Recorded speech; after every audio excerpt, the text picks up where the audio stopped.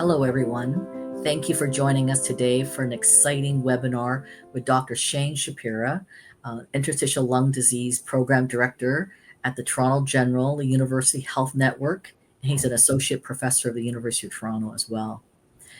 As everyone knows, Dr. Shapera is one of our most beloved speakers. He makes everything so understandable. So I'm going to say, take it away, Dr. Shapera. Thank you, Sharon. And it's always my pleasure every fall to come and talk at Pulmonary Fibrosis Awareness Month and to give you guys different talks each year on different topics. And this year, this is the thing that a lot of people are talking about. So I'm excited to be talking to you a bit about Nerandomilast in IPF and PPF, a new option on the horizon. I like to start with just sort of where we're coming from. So I'm back talking about pulmonary fibrosis drugs. And part of why I say it like that is because the last time I gave a webinar or a seminar to talk about new drugs to treat IPF and ILD was 2014. And this is a picture of me and my kids. And just to give you a sense of how long we've been waiting for me to have an opportunity to talk to you about a new drug, this much time has passed. This is the most recent picture that I took of our family in the summer. And so you can see how much time has passed. It has really been too long.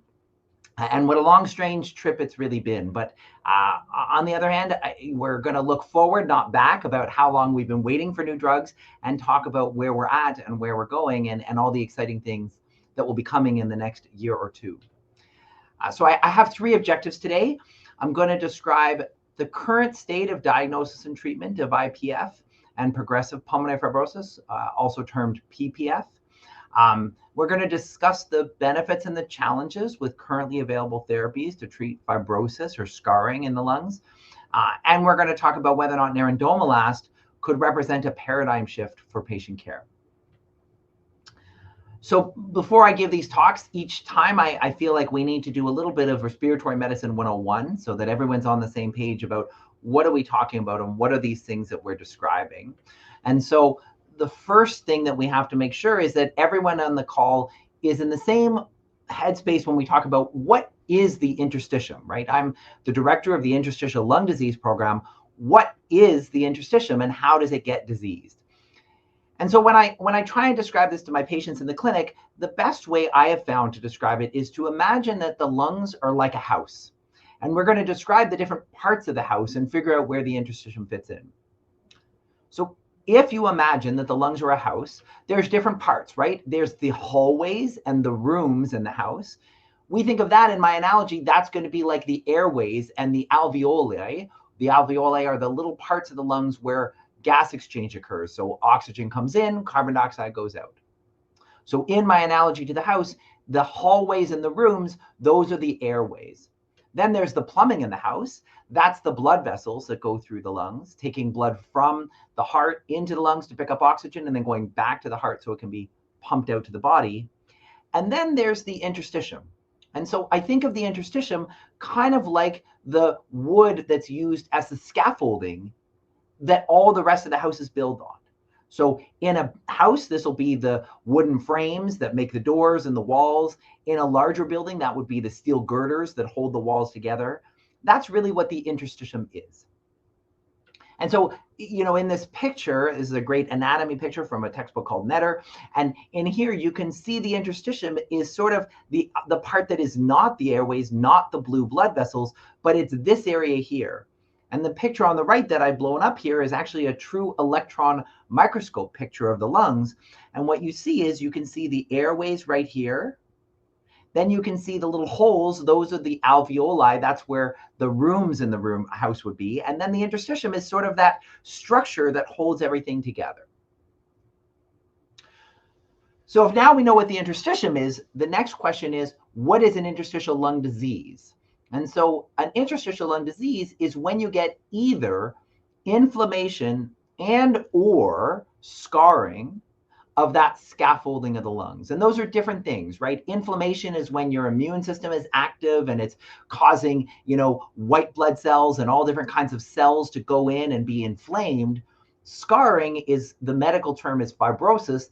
That's where you just get like like scar tissue, kind of like if you scratched your face and eventually you had a scar. You can see how those things are different. But those two processes can happen in that scaffolding of the lungs, that wooden structure that I described. And when you get those problems, inflammation or scarring in that scaffolding of the lung, we think about it as whether or not the cause is known or unknown. Known causes of interstitial diseases or inflammation or scarring in the scaffolding of the lung, known causes include autoimmune diseases like rheumatoid arthritis, scleroderma, asbestos exposure, certain environmental things like being a farmer or having birds or mold exposures, or the cause may be unknown. And the classic cause of interstitial disease that is unknown is idiopathic pulmonary fibrosis or IPF. Why is it bad? Well, interstitial diseases are really quite bad because the stiff lungs make it more work to breathe, and that makes people feel breathless. The scarred lungs make it harder for you to exchange oxygen and carbon dioxide, so you can end up with low oxygen levels. And most interstitial diseases are progressive, and the lung function gets worse over time, and so that's a major problem. Idiopathic pulmonary fibrosis is the most common type of ILD, especially in patients over the age of 50. We think that it might affect about 14,000 people in Canada, although many of us think that's probably an underestimate. There's probably quite a bit more, but it's still an uncommon disease. When we think about all interstitial diseases, we're probably talking about 75,000 people in Canada. And idiopathic pulmonary fibrosis is becoming more common in the Canadian population over time. And that's a big deal because we would expect the disease to get more common because the population is aging. But what we're seeing is that the rates of IPF are getting higher even faster than the population is aging, suggesting that over the course of our lifetime, IPF may become even more of a problem than it is today. And IPF, as many of you on the line will know, is a really terrible disease. It's a relentlessly progressive disease. And not everybody behaves the same. Some people will have fast progression. Some people will be slower progression. Some people will be quote unquote stable, but even the stable people get worse over time. And these diseases are particularly troublesome because every once in a while you can get an acute worsening or a sudden worsening. And sometimes that can stabilize, but sometimes it might not, and people can get really sick very fast. And as a result of that, IPF historically had a survival of about 2 to 5 years from the time of diagnosis, which makes it a worse disease than many other diseases that we think about, even cancers. In fact, it historically had a survival that was worse than all cancers except for lung and pancreas cancer.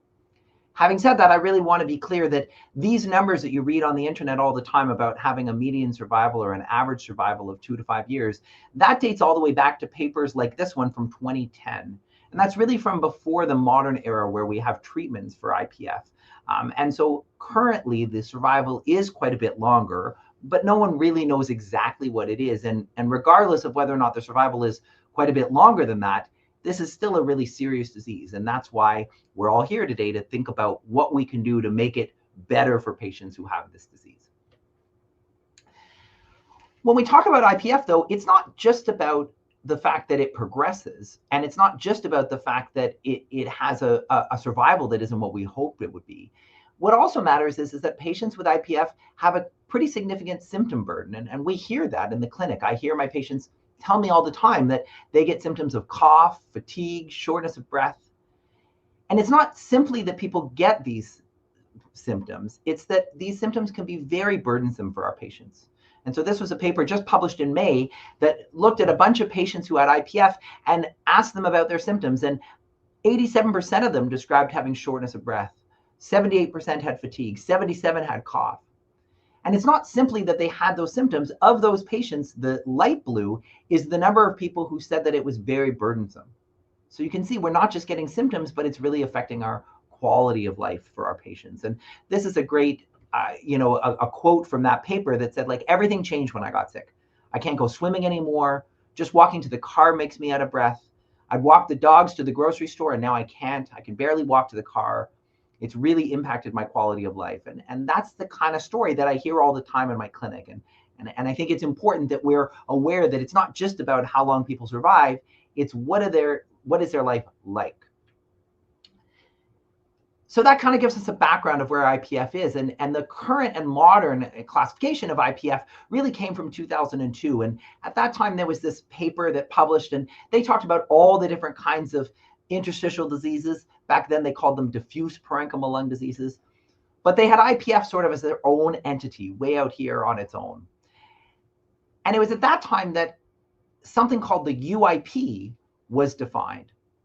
And so we're going to briefly just talk about what UIP is. So UIP stands for the usual interstitial pneumonia pattern. So if this is someone who's got a CAT scan and they're looking at me like in the mirror, you can see their two lungs. The lungs are these gray areas. And the lungs are supposed to be just all filled with gray air. But what you can see in this person's lungs is that they're not normal. They have these things called reticulations. That's the lines. And you can see that those lines are in a distribution that's more at the periphery, like at the edges, and more at the bottom. And you also see that these patients have something called honeycomb cysts, which are these little holes in the lungs near the bottom that look like a beehive. So this combination of features is called the UIP pattern. And in 2002, they kind of qualified that if you have a UIP pattern and we can't find a cause, that's how you make a diagnosis of IPF. So this UIP pattern is something you'll hear me talk about. The UIP pattern is to differentiate it from a different pattern called an NSIP pattern. And NSIP stands for nonspecific interstitial pneumonitis. And these two are on the left and the right here. On the left is a UIP pattern. You can see that honeycombing and all that scarring. On the right is an NSIP pattern where you see it looks more cloudy rather than those holes in the lungs. And the real reason I mention this is that we think that these two patterns are completely different. The one on the left is all scarring. That's the UIP pattern, is really all scarring. The one on the right, the NSIP pattern, historically, we always thought that that was all due to inflammation. And that guides how we treat patients, because if you've got a UIP pattern, we don't want to use anti-inflammatories, but if you've got an NSIP, and you want to use anti-scarring medicines. But if you've got an NSIP pattern, we use more anti-inflammatories because we think there's more inflammation in those patients. So just to kind of recap what we're saying, in the usual interstitial pneumonia pattern or UIP pattern, usually no cause is found, and it's usually due to IPF. But other things like rheumatoid arthritis can do it. Asbestos exposure can do it. And under a microscope, all we really see is scarring or fibrosis. Whereas the NSIP pattern is usually from autoimmune diseases like scleroderma as the archetype. But other things can do it, drugs can do it, and very rarely we don't find a cause. And under a microscope, the NSIP pattern usually has inflammation with maybe a little bit of scarring. So that is, the second part of what I wanted to discuss today. So we wanted to first define interstitial diseases. We wanted to differentiate between the scarring diseases and the inflammatory diseases. And then the third piece, just before we get into the meat of it, is how do we assess our patients? And so if you imagine that these lungs here are breathing, and you can see this line is sort of going up and down as the lungs are taking breaths. If we imagine that this patient is breathing more and more and more until they go from totally full to totally empty, this is how we measure lung function. We call this amount of air that you blow from totally full to totally empty, that's called your vital capacity. And so if you bear with me, I'm just going to show you what we do with that vital capacity. So on the next slide, what we have is that measure from totally full to totally empty called the vital capacity. And as the lungs stiffen and scar and shrink, that vital capacity will get smaller. And we measure that by asking patients to force the air out of the lungs. And so this is someone blowing into a spirometer. And what we're measuring there is something called the forced vital capacity. That's the forced air from totally full to totally empty. And a dropping forced vital capacity means that the lungs are getting worse. And that's really important because you're going to see in our studies, we use this measure, the forced vital capacity, to measure lung function. And that's what we monitor to see if things are getting worse or to see if a drug is being effective. Now, regardless of what your disease is, if your FVC or your forced vital capacity is declining, that predicts mortality. So people do worse if their FVC is declining. And I use these two examples. On the left is IPF or idiopathic pulmonary fibrosis, where you have purely scarring, that's the UIP stuff. And on the right is the scleroderma patients who have the NSIP. And you can see that in both of them, the people who have their vital capacity dropping over time, that's the green line on the left and the solid line on the right, those people have a lower survival than the people whose vital capacity is stable. And this is why we use vital capacity as a measure both in the clinic and in our studies. So we've now sort of talked about this fibrosis or scarring diseases that give you a UIP pattern and these inflammatory diseases that cause an NSIP pattern.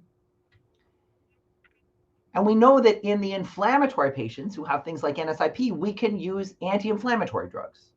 So this study on the left, called the scleroderma lung study, looked at 2 different anti-inflammatory drugs, one called mycophenolate, one called cyclophosphamide. And if we look on the vertical axis here is lung function, the FVC. On the horizontal axis is time. And you can see in the scleroderma lung study too, when we gave those drugs, the FVC goes up over time, or at least it's stable. The other major study that you should be aware of is something called the recital trial, and that also used cyclophosphamide, but compared it to a drug called rituximab. And again, you see that the FVC goes up on these treatments. And so we know that in these diseases that cause NSIP or inflammation, we have these 3 drugs, cyclophosphamide, mycophenolate, and rituximab, that can either stabilize or improve lung function. The problem is we tried using those anti-inflammatories in IPF, and people did very poorly. This was a paper in the New England Journal called the Panther trial that used anti-inflammatory therapy in IPF. And you can see when we look at time to death or hospitalization, the treatment arm actually had more of that bad outcome than the placebo arm. This was pretty shocking. And so when we think back to our classification from 2002, that Panther study I just told you about, that made us pretty proud of ourselves, that we kind of said, okay, well, IPF is different. We're going to treat it not with anti-inflammatories, and we kind of patted ourselves on the back. But the problem is like, what were we going to use to treat our patients? If we're not going to use anti-inflammatories, which have been around for a long time, what have we got to use? And that's where in 2014, the last time I gave a talk like this, we had 2 new drugs that came to market. One was called pirfenidone, one was called nintedanib. And again, all the graphs are going to look very similar. You're going to see FVC, or lung function, on the vertical, time on the horizontal. And what you're seeing is that both with pirfenidone and nintedanib, the top line, the treatment arms, gets worse, but it gets worse more slowly than the placebo arms.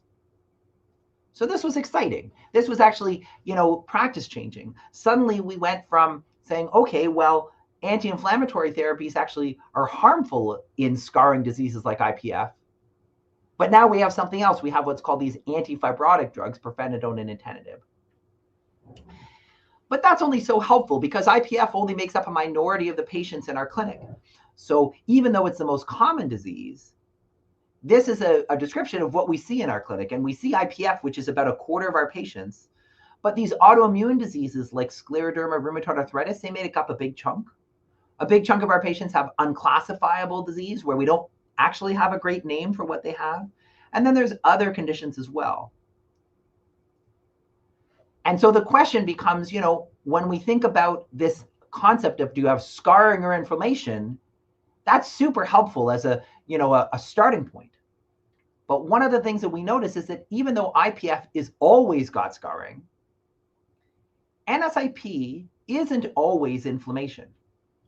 There are some people who have this NSIP who can also have some scarring in the lungs as well as inflammation. And in fact, our registry called the Canadian Registry for Pulmonary Fibrosis published a nice paper just in February where Daniel Marinescu, one of our previous CPFF fellows, so the Robert Davidson Fellowship funds for someone to do training and research and ILD clinical care and research. And Daniel Marinescu is one of the CPFF fellows who did some really important work published this year, where he showed that the presence of scarring or fibrosis predicts mortality independent of what your diagnosis is, or whether it's NSIP or UIP, whatever it is. If you've got these scarring features, your risk of dying was higher. And so scarring in itself whether it's only scarring or inflammation and scarring, the scarring itself is really important, and we really want to target that. And so the theory is that IPF was all scarring, and it led to this pro-fibrosis or scarring, and other diseases like autoimmune diseases or environmental things or drugs caused inflammation, and they were all separate. But what we learned over time is that some of those people that start with inflammation can start to develop a bit of scarring. And once you get a little bit of scarring, that causes this feedback loop where some scarring causes the scar tissue formation to accelerate. You get more scar formation, and that leads to more stimulation of scarring. And then you end up with this like positive feedback loop where once you get scarring, scarring produces more scarring.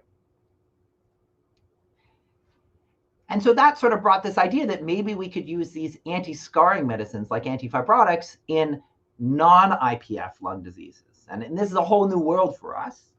And this was looked at best in a study called the INBUILD trial, published about 5 years ago. And our center was involved in the INBUILD trial, and this was a really landmark study. And what this study looked at is it looked at 600 patients who had non-IPF, so they didn't have IPF, but they had progressive fibrosis of the lungs or scarring in the lungs, even if it was non-IPF scarring.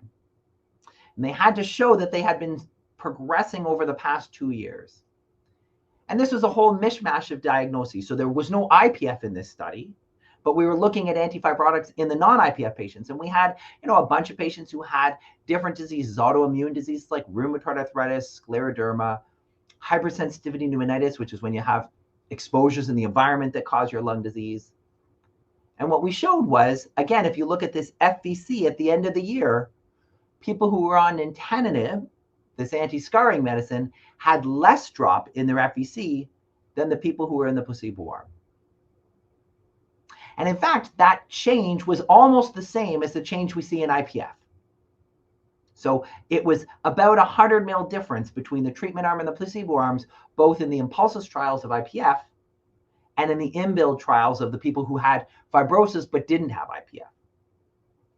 And so this was really exciting because now we say, okay, well, now we've got antifibrotic drugs or these anti-scarring drugs, and we can use them in a whole bunch of different people, IPF patients, non-IPF patients. This was really exciting when it came.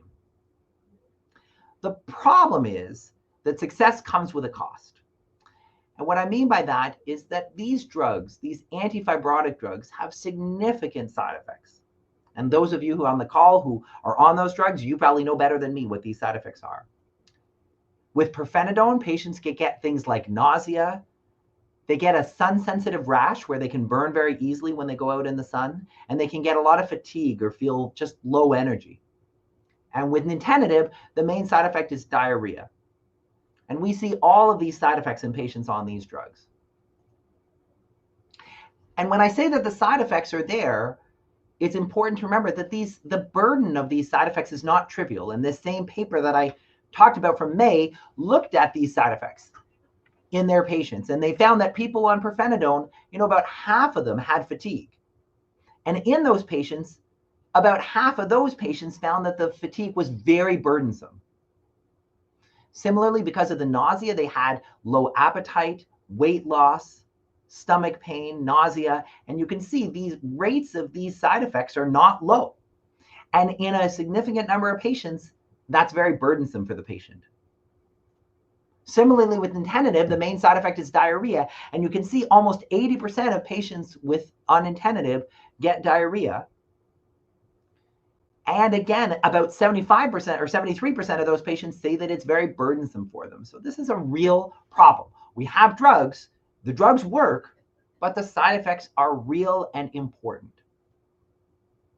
In fact, the side effects are such a problem that in about 25% of patients, whether they're on pirfenidone or nintedanib, if we look at them after about 2 years, about 25% of patients will have to stop these drugs because of side effects.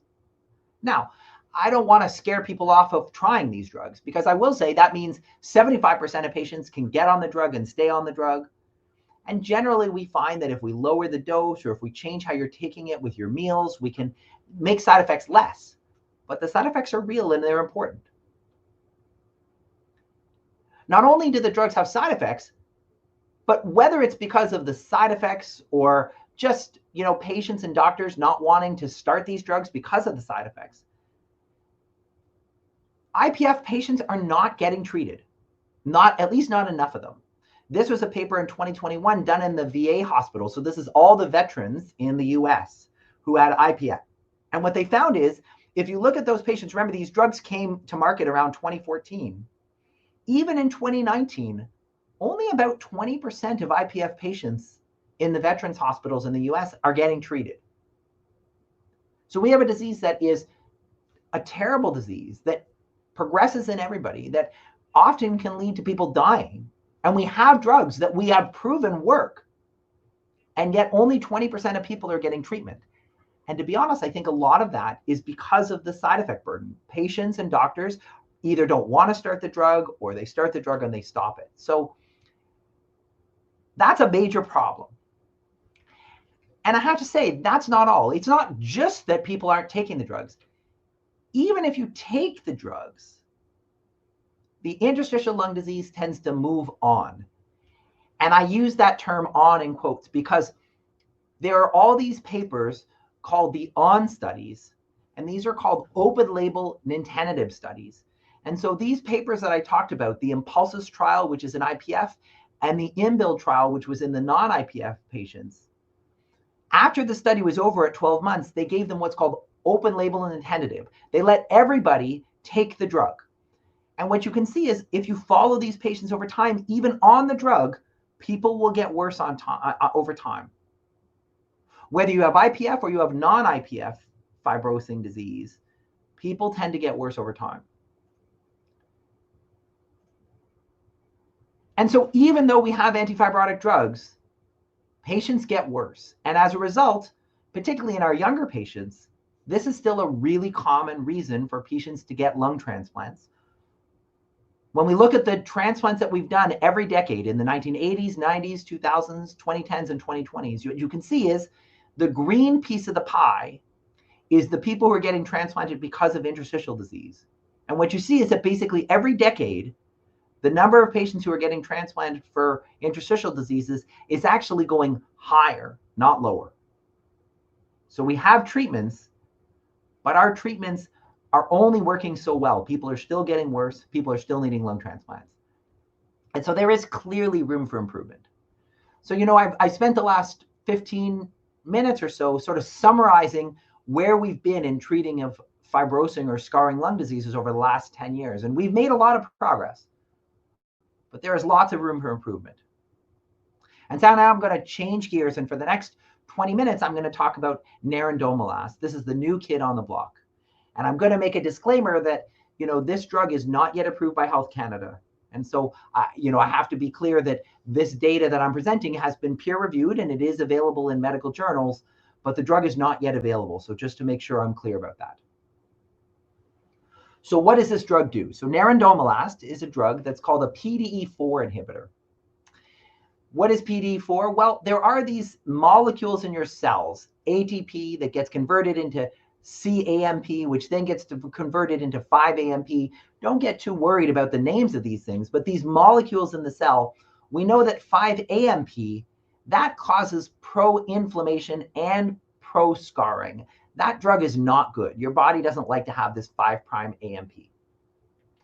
And that's mostly done by PDE4. And so this drug is what we call a PDE4 inhibitor. And by blocking that conversion from cyclic AMP or CAMP into 5'-AMP, what we get is a lot more of this CAMP. And it turns out where 5'-AMP is a bad thing to have in your cells, CAMP is actually a good thing to have in your cells. It reduces inflammation. It reduces fibroblasts, which are the things that make scar tissue. So conceptually, we think that inhibiting this PDE4 enzyme might be useful. And I'm just going to skip across this and tell you that in the phase 2 trial, which was published in 2022, there was some exciting preliminary results. So this is a phase 2 study of 147 patients with IPF who got either Nerandomilast, this new drug, or placebo for 12 weeks. And now again, you're all kind of getting to be experts at reading these papers with me. And you can see we look at the FVC here on the vertical and time on the horizontal. You can see that the people who got the treatment, that's the orange bars, their lung function was more stable than the people who got placebo. And what was particularly exciting is that it didn't matter whether you were on background treatment with drugs like nintedanib or pirfenidone. When you look at the people who were not on background therapy, we see that the treatment arm, the lung function was stable, whereas the placebo arm, lung function went down. But even if we look at people who are on background therapy with current anti-scarring medicines, people on the drug stayed stable, whereas the people on placebo, the lung function went down. So that led to the new studies, which are the phase 3 trials. To remember, every drug needs a positive phase 3 trial before it can come to market. That's the big study that takes thousands of patients and shows that the drug works. And so these studies of nerandomilast were studied in studies called the FIBRONEER trials. That's just what they decided to name the trials. And there were two studies. There was first the IPF study. In the IPF study, it's a phase 3 trial of a huge number of patients, 1,177 patients. So almost 1,200 patients. And they gave them 3 different groups. They either got nerandomilast at 9 milligrams twice a day, nerandomilast at 18 milligrams twice a day, or placebo. And they did that for a year. When we look at what kind of patients were they studying, I don't want to spend too much time on it, but basically this looked like all the usual IPF trials. We have, patients who are generally in their, 60s and 70s.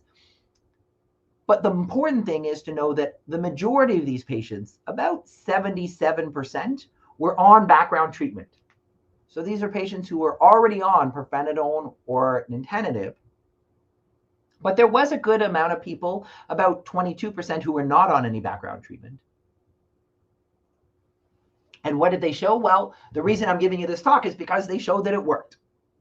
So when we look at lung function, again, this is FVC, lung function over time. In the placebo arm, the lung function dropped by 183.5 mils. In the low dose nerandomilast, lung function dropped by 138 mils. So it's still dropping, but less. And in the full dose, it dropped only by 114.7 mils. So it reduced the lung function drop by about 40%. And if we look, we see a difference. This is another way of looking at the lung function decline over time.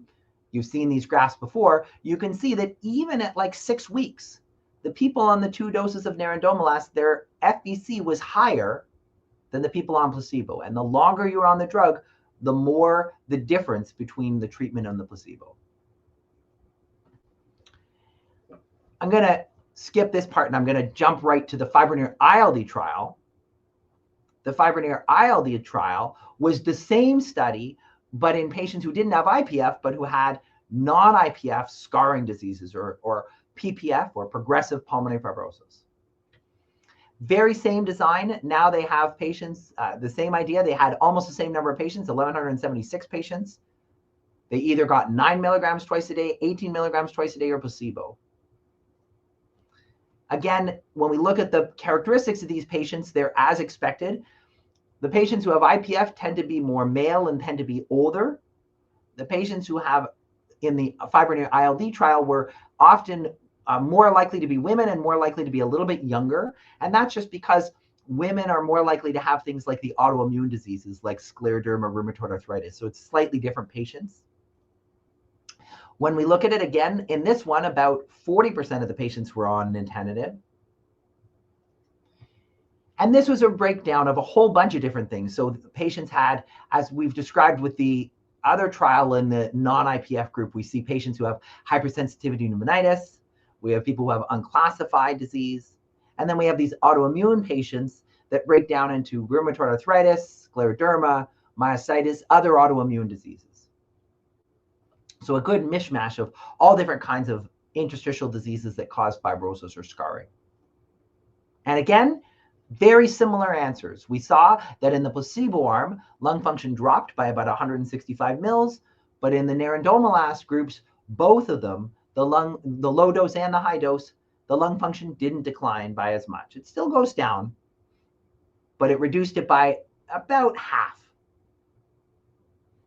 And again, even at 6 weeks, we see a big break in the curve. You see that the placebo arm is sort of steadily going down, but the treatment arms stabilize and then they go down, but they go down more slowly. Similar to the phase 2 that I showed before, what we see is that it doesn't really matter if you're taking background treatments with nintedanib or not. So what you see is people who are not on background treatments with antifibrotics, so you're not on nintedanib, you see an improvement in the nerandomilast arms. But even people who are already on current drugs like nintedanib, you still see that benefit. And so this is really exciting. At least I find it exciting. One of the most exciting results of this paper was that if you look at mortality, so your chances of dying, in the FIBRONEER-ILD study, they actually show that the mortality, you can see this is the number of people who died, so the cumulative incidence of dying. You can see overall very few people died in this 1-year study, but the placebo arm is in black and the nerandomilast arms are in purple and green for the low dose and high dose respectively. And if you look at around the 2-year mark, ignore this last blip. This is just because it's a statistical blip. But if we look here at around 20 months, you can see that the placebo arm dies the most, low dose nerandomilast dies less often, and the high dose nerandomilast dies much less often. In fact, the high dose nerandomilast group died at half the rate as the people who were not on drug. So that's sort of the top line results about the FIBRONEER trials and nerandomilast. You know, when I present this to doctors, people tend to fall into 2 groups. There's people who say, oh my God, I'm so excited. I don't know what to do with myself. I'm excited that we got a new drug. And then there's other people who say, meh, you know, I'm not all that impressed. You're telling me that you've got a new drug, but lung function still goes down over time. I was looking for a cure. And I hear what both of those people are saying. And when we look at the top line results, although I find them exciting, I don't think that's really where the huge excitement comes for nerandomilast. And I'm going to spend the next couple of slides talking about where I think the real excitement is. The real excitement about nerandomilast comes from the side effects. So when we look at nerandomilast and the side effects in both the FIBRONEER-IPF trial and the FIBRONEER-ILD trial, so these are the 2 different groups of patients that I described before, what you can see is that the main side effect is diarrhea. That's disappointing that they get side effects at all. And it's disappointing that it's diarrhea because many of the people on this call might be on nintedanib, which is already an antifibrotic drug that causes diarrhea. So that's, at first glance, disappointing. But I'm going to show you why that is not as disappointing as you might have thought. If you look at the FIBRONEER-IPF trial and you look at the most common side effect being diarrhea, what we see is that on the full dose of nerandomilast, about a quarter of the patients got diarrhea. But if you compare that to the INBUILD trial, which is where we looked at nintedanib in IPF, in that study, about 60% of the patients got diarrhea. So we're now looking at 26% of people getting diarrhea versus the current drugs that are available where 2/3 of patients get diarrhea.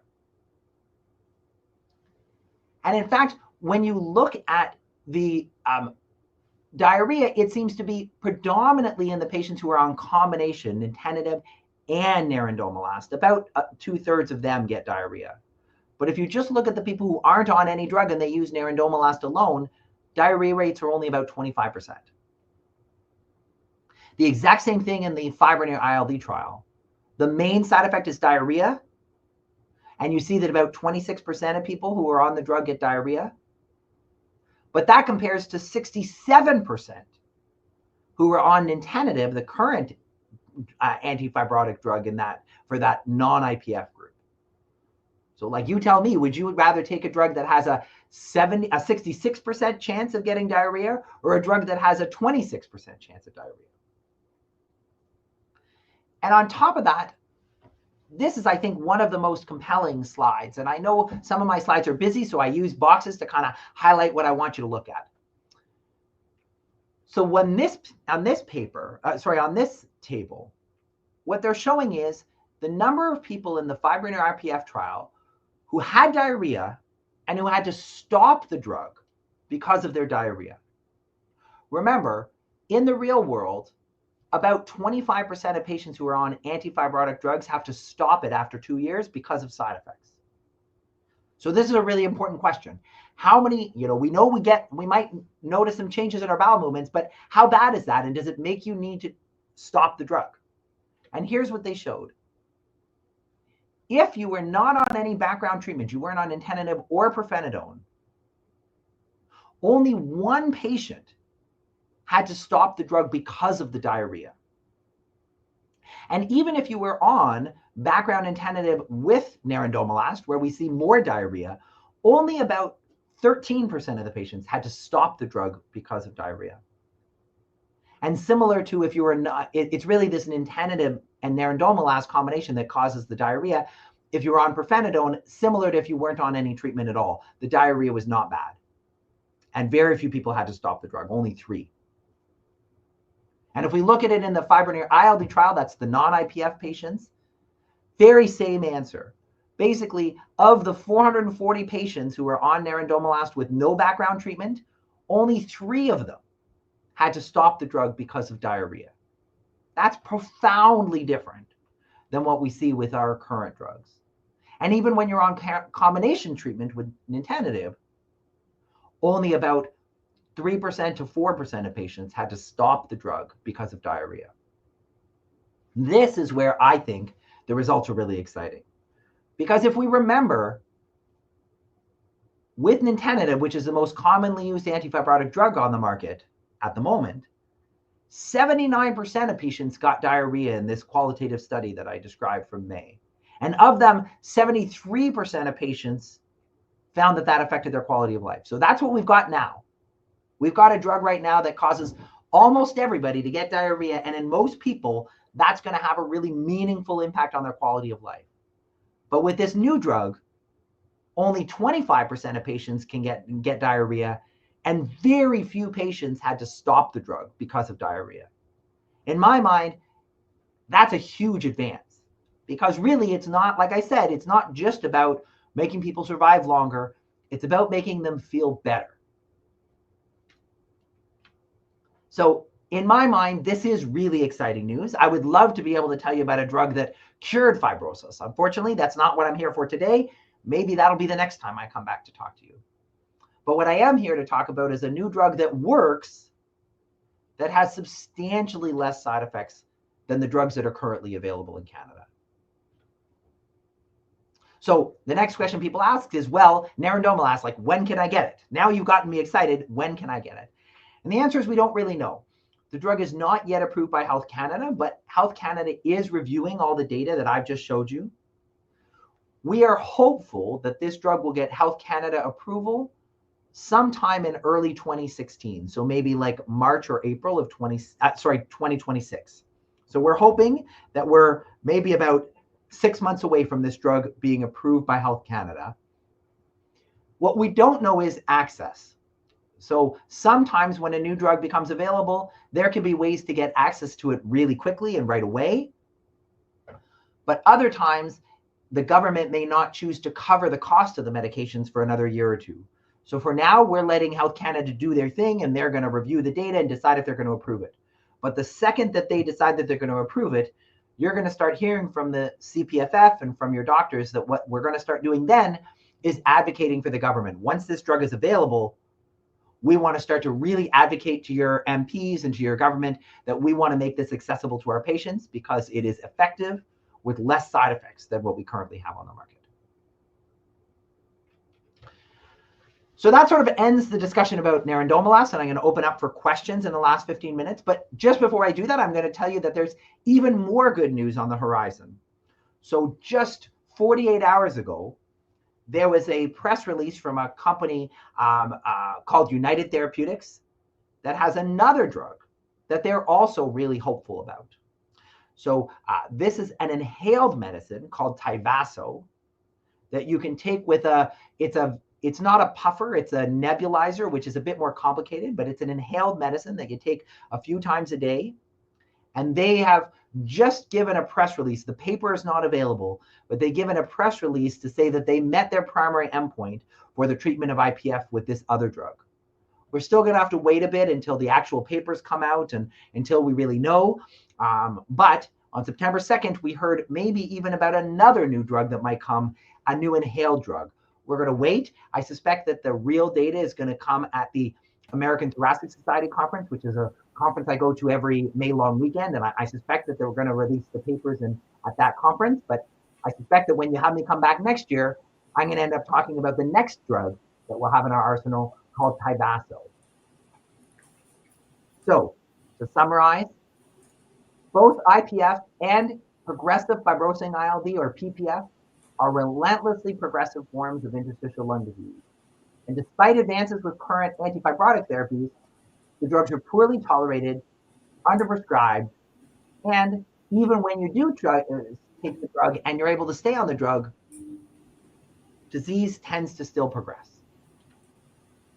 Nerandomilast monotherapy, which means taking it by itself, clearly slows the progression of both IPF and these progressive fibrosing ILDs, and the effect size seems to be similar to the current drugs.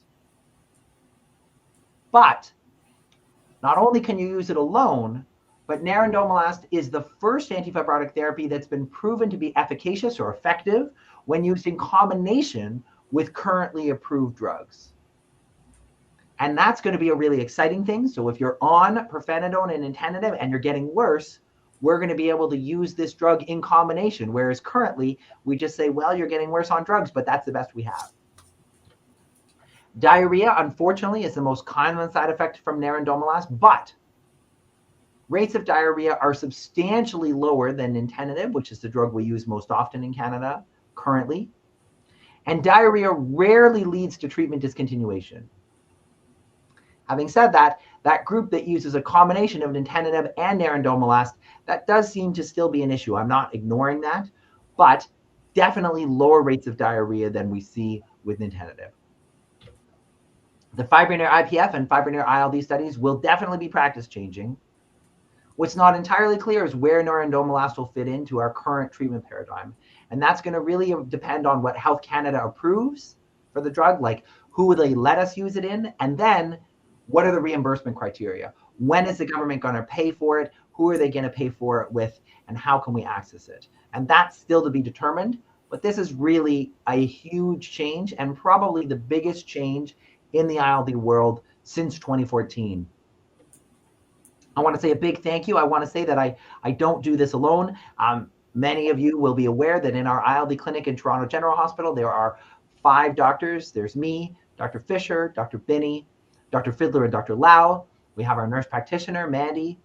And we also, the truth is to do an ILD clinic, it doesn't just take doctors and nurses, it's really a village. I've got administrative assistants. I've got 5 different research staff who work for us.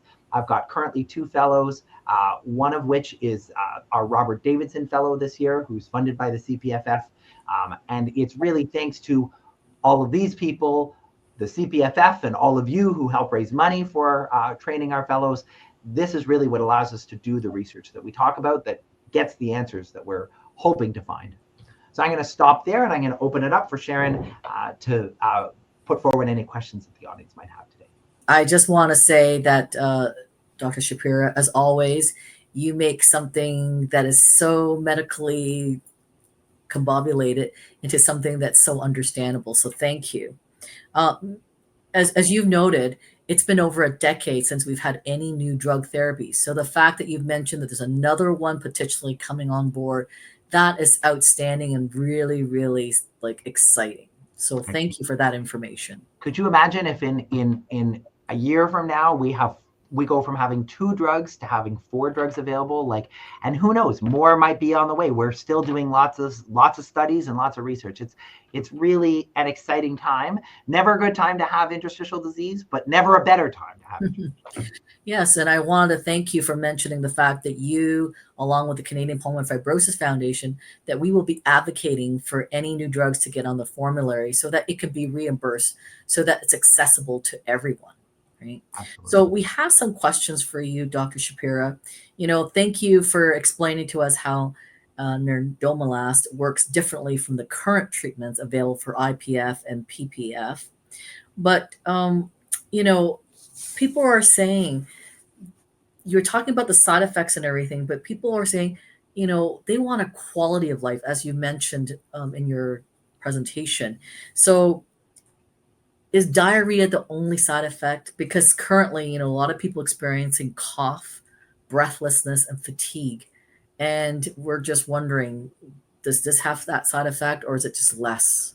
Yeah. So the first thing I'll say about symptoms of cough, breathlessness, and fatigue, the problem is those are not side effects. That's the disease.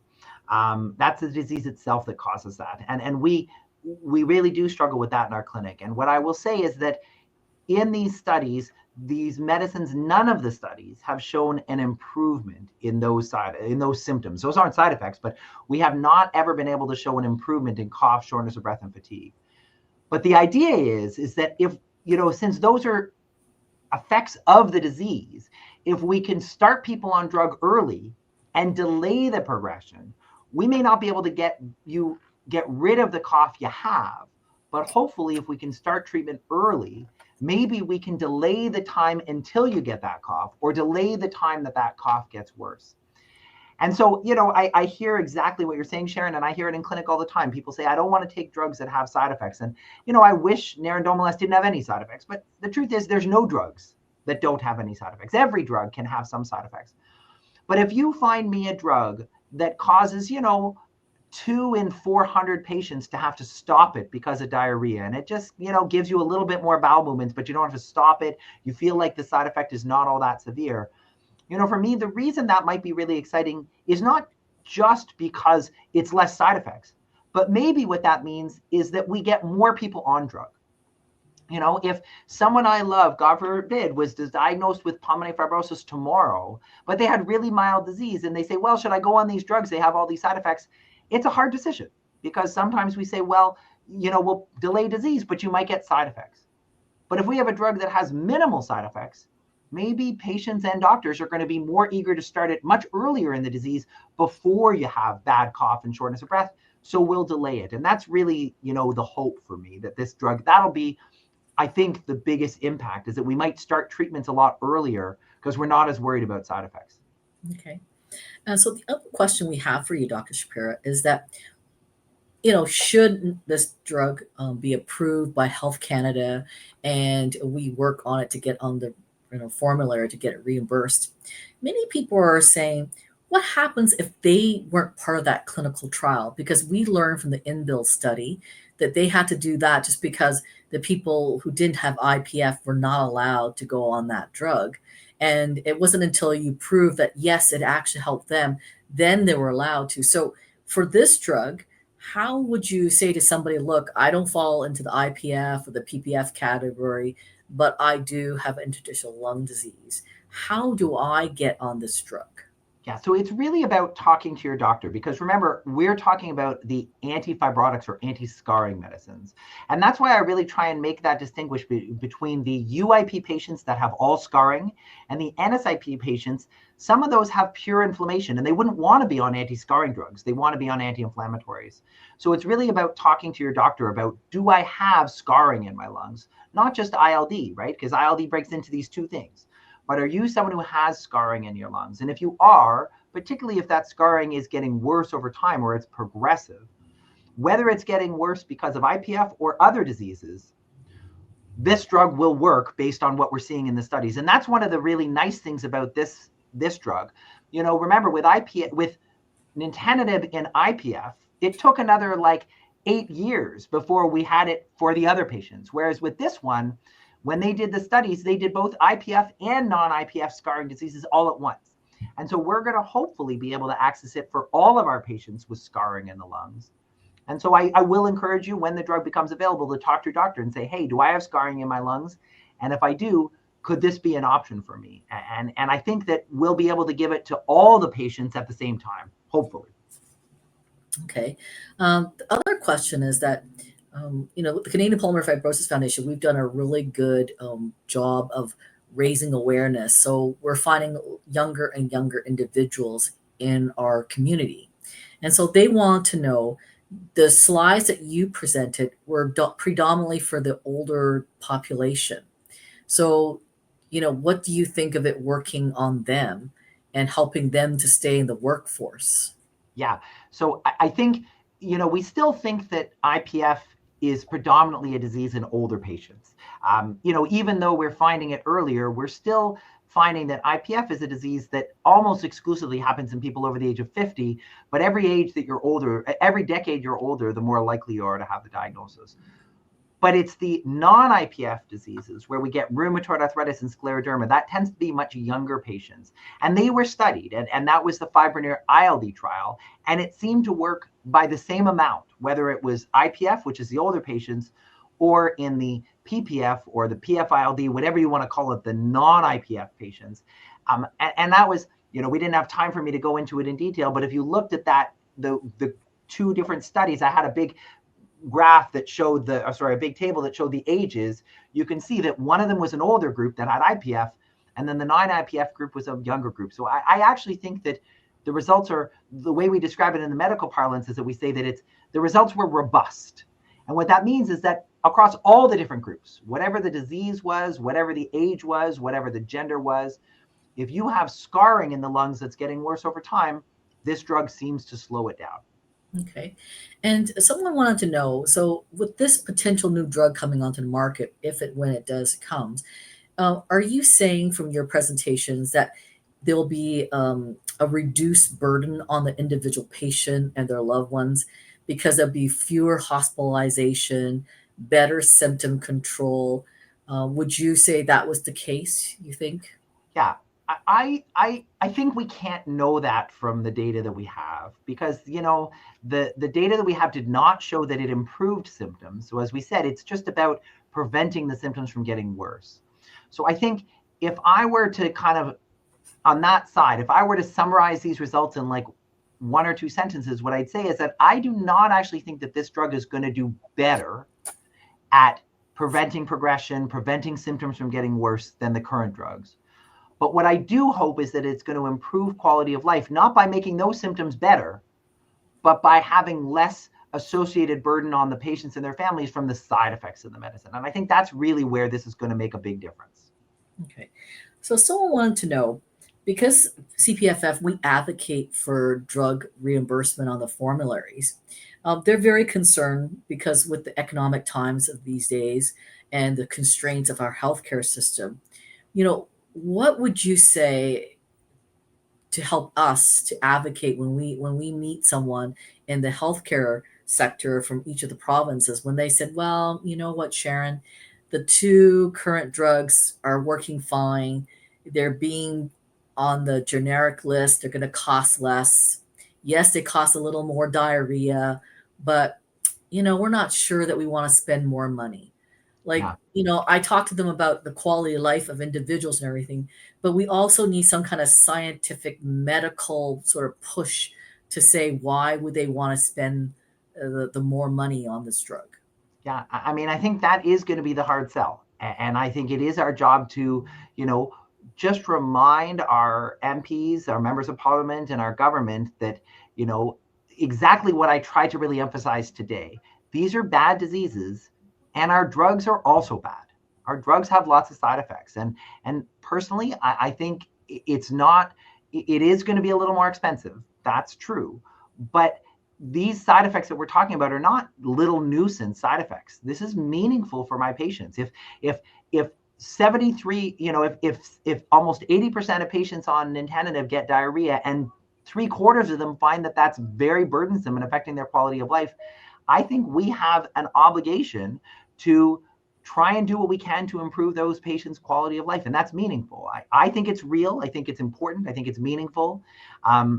You know, I'm not the one who has to balance the budget at the end of the year, but to be honest, that's not my problem. I think that, and that shouldn't be your MP's problem. Your MP should be looking at how can they make your life better.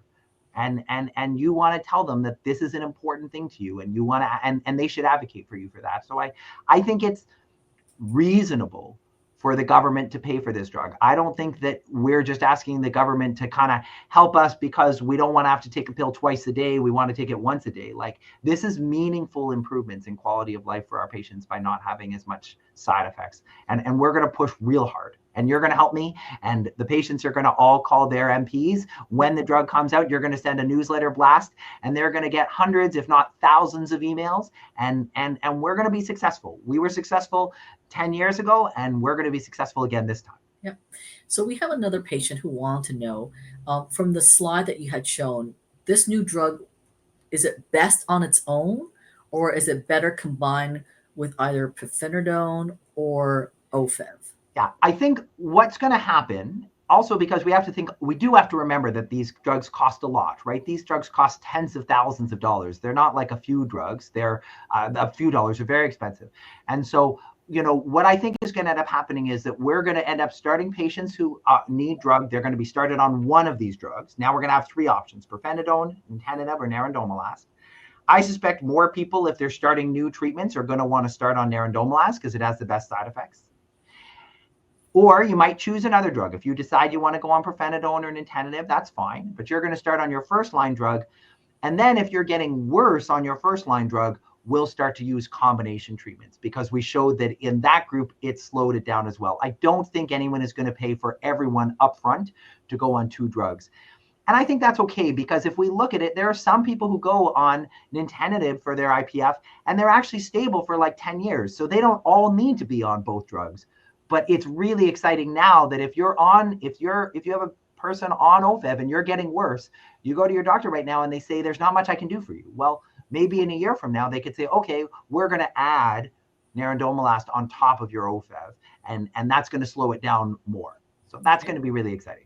And someone else want to know, because they're on a clinical trial, will they be able to stay on this once Health Canada has approved? Because right now, they're getting extended coverage, but once it gets approved, will they be able to stay on it without having to pay for it? It's very generous that this person is worried about these 1,200 people who are in the clinical trials.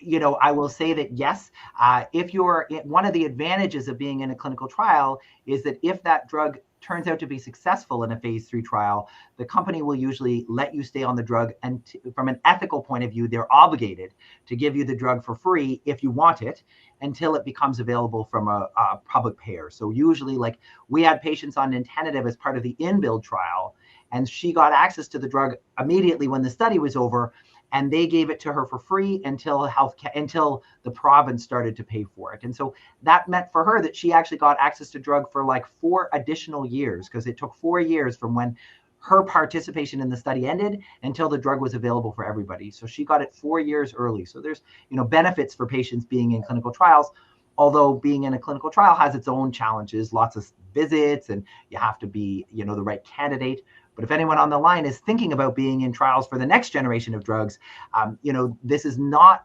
just helping your friends and colleagues and peers. Sometimes this can actually mean that you can get early access to something that really does make a difference.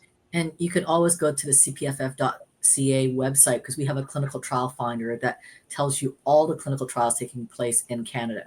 And the big thing is just to talk to your doctor, right? When you go to every time you go and see your doctor, if you want to be in a clinical trial, you ask any doctor and you say, are you part of clinical trials? And if they say no, you can say, well, can you refer me to somewhere where they are involved in clinical trials? And all the big ILD centers in Canada do get involved in clinical trials.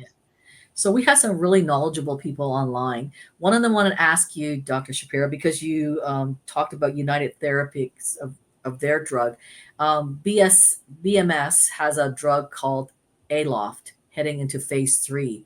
Do you know anything about that drug, and have you seen anything that's exciting about it? So what I will tell you is that I do not get excited about any drug until they have a positive phase 3.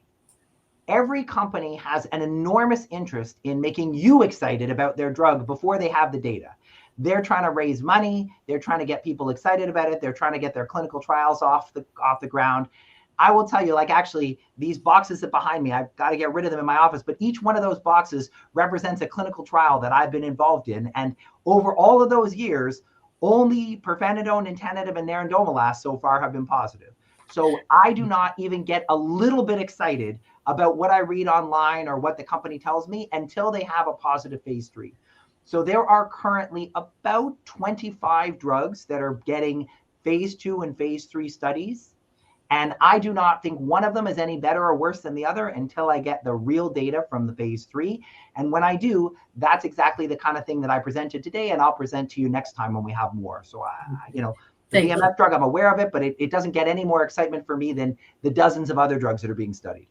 I appreciate your candor, because I thought I was the only jaded person that I just don't get excited until they pass their phase 3 clinical trials, because then you really know if it works or not.